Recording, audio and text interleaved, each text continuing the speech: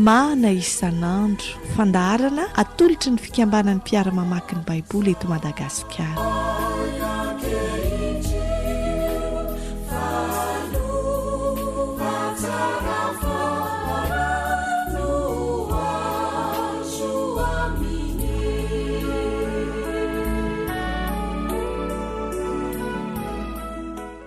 Ho amintsika rehetra mandrakarivany ny fahasoavan'ny tompo.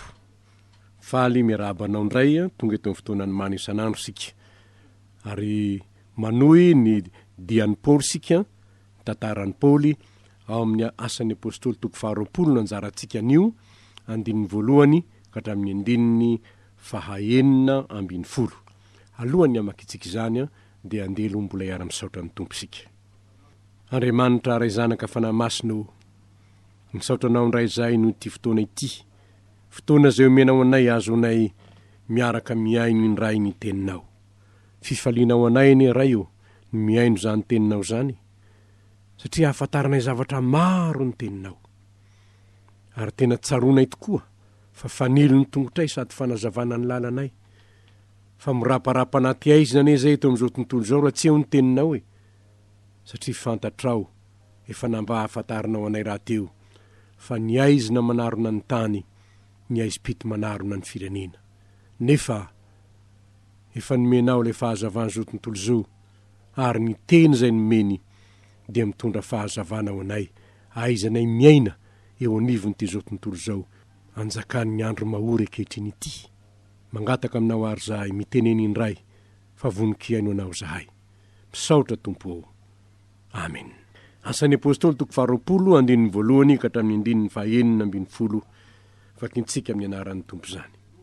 Ary rehefa nitsahatra ny tabataba, dia napaka ny mpianatra Paoly, ka nananatra azy sy nanao veloma azy, dia lasa nakany Makedonia izy.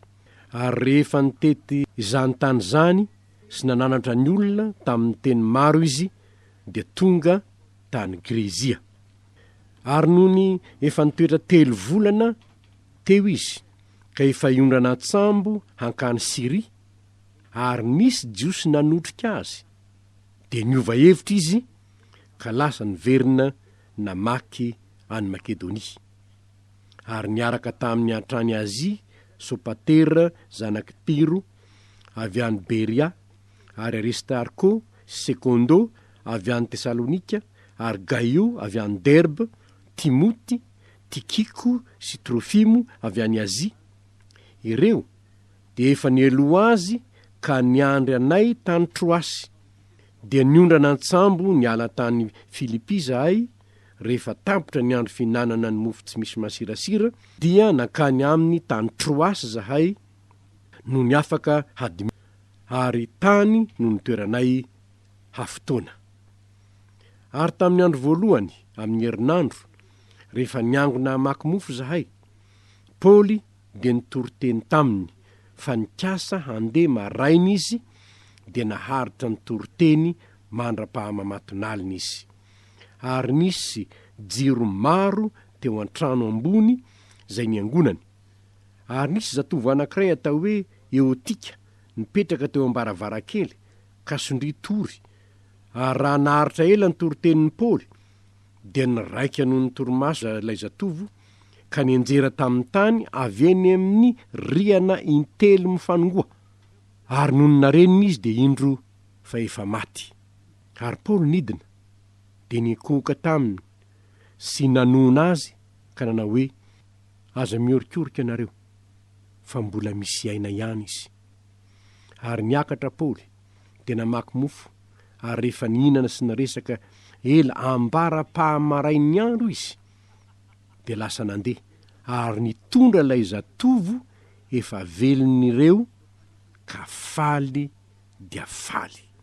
Ary zahay, nieloha no any antsambo, dia niondrana nakany Azia, fa eo andraisana ny Paoly, satria eo no fotoana nataony fa nikasa andeha an-tanety izy. Ary rehefa niaona taminay tany aso izy, dia no raisinay, ary dia lasa nakany Miteleny zahay. Ary rehefa niondrana antsambo niala teo zahay, dia tonga tandrifin'ny kio noho ny ampitso, ary noho ny ampitsondray de niantsona tao samo ka tonga tany Mileto zahay noho ny ampitson'iny fa Paoly efa nikasa andeha antsambo handalo any Efesosy mba tsy hitoerany ela any Azia fa maiky izy raha azo ny atao hamonjy ny andro Pentekosta any Jerosalema. Ray masino manamasinana amin'ny fahamarinana fa ny teninao ny fahamarinana.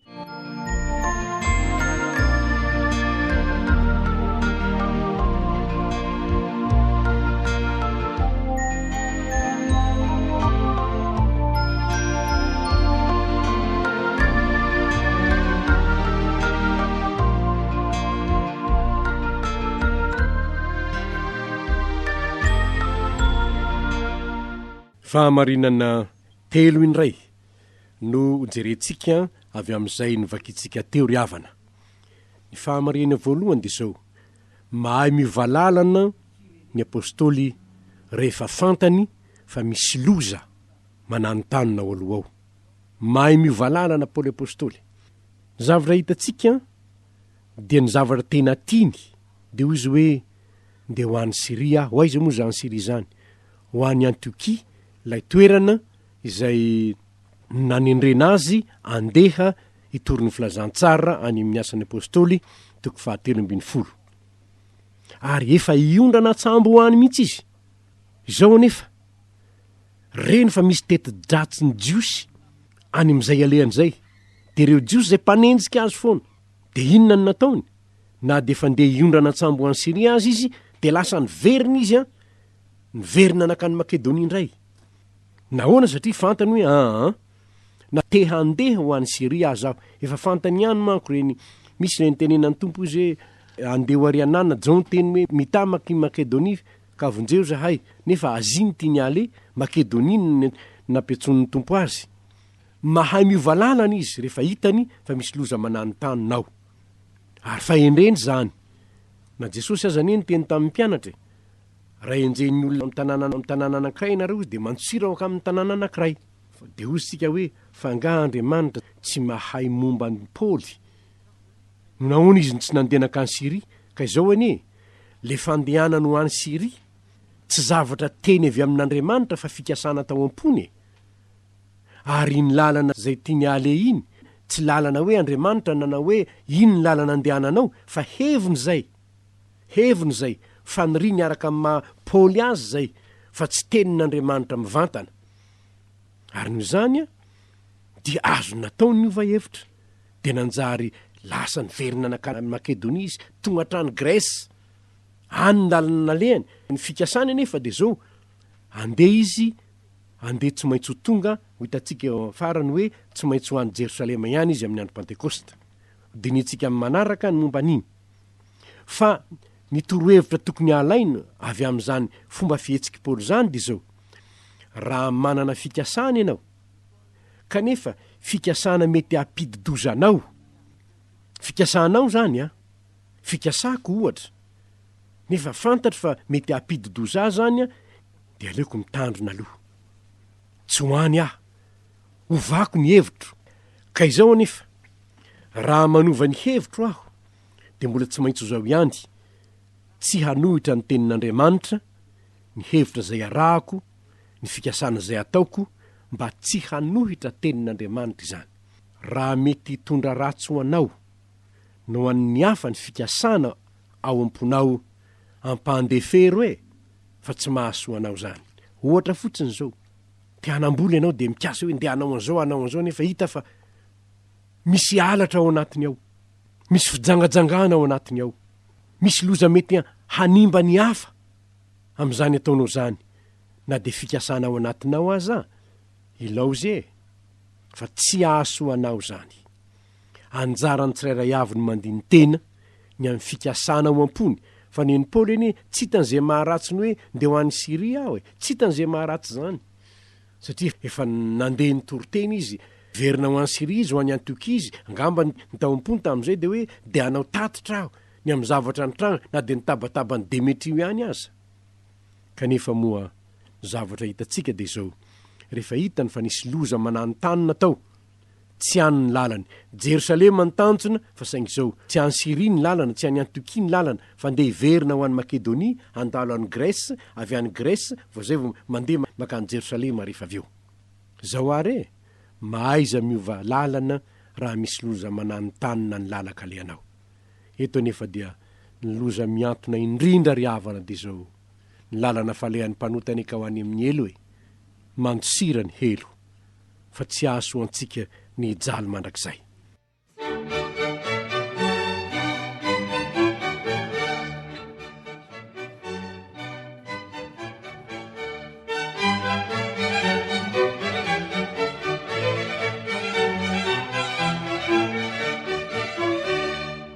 Fahamarena faharoa, manao zava-mahagaga tokoa amin'ny mazoto miaino azy ny tompo. Tamin'ny andro voalohany amin'ny herinandro izy, tao troasy zany, efa tonga ny troasy zany Paoly. Tamin'ny andro voalohany amin'ny herinandro dia nitory teny mandra-pahamamaton'alina Paoly. De teo ny olona mandra-pahamamaton'alina. Ary eo nahitantsika hoe ny kristianina tamin'ny andro voalohany anie rehefa raha kristianina tsotra amin'izao izy tsy tany amin'ny sinagoga izy nivory, fa tany eny efitrano izy no nivory. Fa matombo mbola nanatona ny sinagoga Paoly dia ny zavatra nisy tao dia fivoriana tamin'ny sinagoga. Mbola jiosy daholo manko zany ary mazava fa andro sabaty zany. Fa eto kosa andro voalohany amin'ny herinandro ary tsy teo ambanin'ny lalàna ny jiosy intsony, fa tahaka ny mpianatra ihany any efitrano ambony izy no nivory rehefa nitsangana tamin'ny maty ny tompo, ary dia teo nisehon'ny tompo taminy. Ary izany no mahatonga antsika hoe tsy fahadisona mihitsy hoe maharitra miaino ny tenin'Andriamanitra. Eto zao dia hitantsika Paoly tsy any amin'ny sinagoga intsony izy, tsy amin'ny sabata intsony izy, fa amin'ny andro voalohany amin'ny herinandro. Dia inona ny zavatra hita tao? Olona mangetaeta tenin'Andriamanitra ny kristianina tao. Dia naharitra ny toriteny mandra-pahamamaton'alina Paoly. Zavatra tranga nefa tao amin'ireo kristianina ireo, misy ihany moa ny sindritory eotika. Nenjera avy any amin'ny riana fahatelo, jerena ka indro fefa maty izy. Nidina nefa Paoly, dia hitantsika nataon'ny Paoly hoe nikohoka teo aminy izy izy. Inona ny dikany? Rehefa niakatra Paoly, velona eotika, velona. Le nenjera avy any amin'ny riana fahatelo, velona somatsara. Inona ny vokatr'izay? Nahita fifaliana noho izany fahagagana izany ny kristianina tao troasy. Nitsangana tamin'ny maty no azo ilazana any eotika. Ary tsisy ninninona natao, fa Andriamanitra nanao fahagagana. Mba heverina hoe ry havany, olona menjera avy eny amin'ny riana fahatelo ve dia tsy ho tapaka ny taona, dia tsisy raha mandrika akory, tsisy ninna. Andriamanitra no miasa. Rehefa Andriamanitra no miasa, ny lalàny zao tontolo zao tsy mahavoafe azy, ary zany ny fifaliana ao antsika. Rehefa misy ny asan'Andriamanitra, ny lalàn'ny siansy, ny lalàny zao tontolo zao tsy mahavoafe na inona na inona, satria tompony hery rehetra Andriamanitra ary mifehy ny lalàna ny natiora izy. Teny ray mbava-monja ihany dia mitsangana na dia ny maty aza. Ary eto fietsika tsotra fotsy nataon'ny Paoly dia nitsangana eotika. Ry havana, izany enieny mahatonga antsika ho faly rehefa tena mangetaeta ny tompo. Dia jereo nge ny hitantsika ny hoe ary mandra-pahamaraina ny andro izy rehetrarehetra miary tory ny ainy ny tenin'Andriamanitra. Tena taon'Andriamanitra nahita fahagagana izy. Ry havana, ny etaetanao ny tenin'Andriamanitra dia mahatonga n'Andriamanitra hiasa amin'ny fomba mahagaga eo aminao sady ao aminao koa. Eotikany mba nangetaetany izy matombatonga tao fa sondritory rangahy sady ry ambaravarakely ry izy no mipetraka, nefa Andriamanitra namindra fo taminy. Sambatra ianao ranona sy mangetaeta ny tenin'Andriamanitra. Ovokisany tompo tokoa ny ianao ovokisany ianao. Ary ny fifaliana ao antsika ry havana ny amin'izao many isanandro zao, tsy mbola nisy tany elohany hoe isanandro dia andinika Baiboly. Tsy mbola nisy mihitsy zany hatramin'izay. Fa tato anatin'ny taona vitsy zao dia feno nonjam-pe fitoriana amin'ny filazantsara i Madagasikara. Fa inona ny antony? Hitan'Andriamanitra fa mangetaetan'Andriamanitra ny maro, mangetaeta tenin'Andriamanitra i Madagasikara. Dia hoe Andriamanitra hoe ovokisako ary ianareo. Hisy ihany ny olona tsy tia zany, isian'ny olona tsy akasitraky zany, isian'ny olona hanenjika an'izany, isian'ny olona hanao an'izany zavatra zany ho zavatra manohitra ny lalàna tahaka zao tahaka zao. Fa Andriamanitra nika tsy azontsika ferany, tsy azontsika feran'Andriamanitra.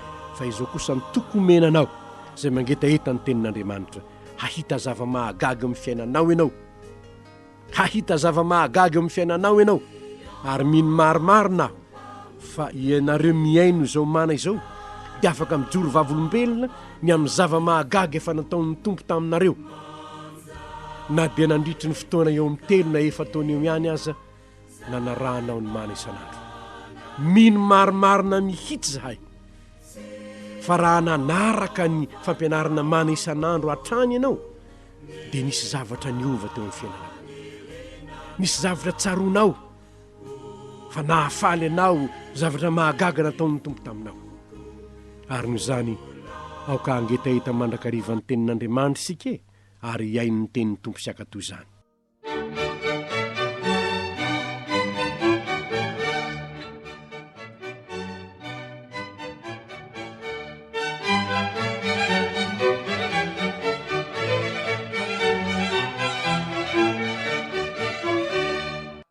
Fa ny fahamarinana farany dia zao hoe nahamaiky an'i Paoly ny hamonjy ny andro Pentekosta any Jerosalema.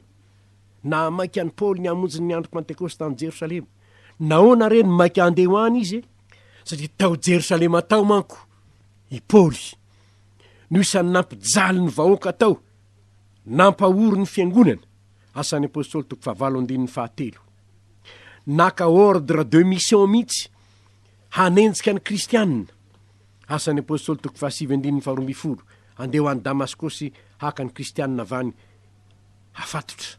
Saingy izao tsy zany tsony izy ankehitriny, tsy ilay mpampahory ny kristianina tsony izy ankehitriny, fa ilay efa fanaka voafidy, efa voaofana, efa nisehon'ny tompo, efa nanao asa tety sy teroa, dia aninona mamay azy ho any te hitantarany amin'ny Jerosalema izy. Zao aneny ny tranga tamiko hoe zao no izy ny amiko hoe zao ny zavatra nataoko hoe nefa zao no nataon'ilay Jesosy zay nenjehiko. Maika te hijoro vavolombelona amin'ny andro Pentekosta any Jerosalema Paoly. Ry havana, inona no zavatra fantatsikany amin'izany? Ny fijoroana vavolombelona amin'izay toerana nanaovanao ny tsy mety. Angamba toerana nanimponao sampy tao amin'ny tanàna anankiray. Angamba toerana nanaovanao ny tsy mety ny tanàna anankiray. Rehefa mandeha makany ianao dia azonao ataony milaza hoe zaho anie teto amin'ity tanàna ity isan'ny mpanompo sampy tento any ary olona. Ngamba azo ny teny angaminao zany ka isan'ny dahalo tamin'ity toerana ity. Fa izao zaho miteny aminareo zao, Jesosy ny nanova ny fiainako. Izy ny nahatonga aho tahaka an'izao. Ny fijoroana vavolombelona manko dia afatra napetraky ny tompo hoe ho vavolombeloko ianareo. Ary isan'ny tsy nandray izany Paoly apôstôly, satria mbola mpanenjika izy. Ranomeny zany afatra zany, fa nyraisiny ho azy kosa le afatra rehefa tonga olom-baovao izy. Ary zany no ilazana hoe ho joro vavolombeloko ianareo. Ny mpianatra ny lazany Jesosy an'izany. Nefa ho antsika koa zany rehefa tonga mpianatra isika. Ary ny zavatra mahafaly ry havana dia zao, to tanteraka eto ny tenin'Andriamanitra hoe raha sitraky Jehovah ny alehan'ny olona na dia ny fahavalony aza ampihavanina aminy. Ny apôstôly ve tsy nanao ninina afa-tsy ny torony filazantsara ny ireo apôstôly ireo e? Ny torony filazantsara nanambara an' Jesosy ireo. Fahavalony i Saoly, nefa hitantsika i Saoly ndray zao no nanjary Paoly maika ery hijoro vavolombelona any Jerosalema. Ry havana, reo ndray ary ny fahamarinana lehibe anankitelo e. Mahaiza miova lalana rehefa misy mananontany nanao ny loza ao aloha ao, tahaka ny nataon'ny Paoly. Niova lalana tsy nakany Siria izy fa nandalo any Makedonia zay vao any Jerosalema, na dia somary miodina azy zany lalana zany miala avy eo Efesosy. Faharoa manaraka, aza matahotra ianao fa manao zava-mahagaga amin'ny fiainanao ny tompo raha fatra-piain'ny teniny ianao. Miaro tory mandra-pahamaraina ny andro, ny aino ny tenin'Andriamanitra, ny olona tao troasy ka na dia nisy maty aza tao natsangany tompo. Farany maika ho any Jerosalema amin'ny andro Pentekosta Paoly, satria te hijoro vavolombelona ny amin'izay fanataon'i Jesosy tamin'isy. Mba maiky hijoro vavolombelona venao ny amin'izay fanataon'ny Tompo taminao. Raha manao zany ianao, raha vonina ny amin'izany ianao, dia ho hitanao ny fifalinao amin'ny fankatoavanao ny tenin'Andriamanitra ny hoe ho vavolombeloko ianareo. Man'Andriamanitra ny voninahitra hivavakisika.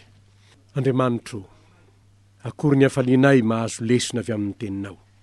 Mampahafantatra anay fa mila ny fahendrenao zahay amin'ny fotoana sasany ny amin'ny fikasanay.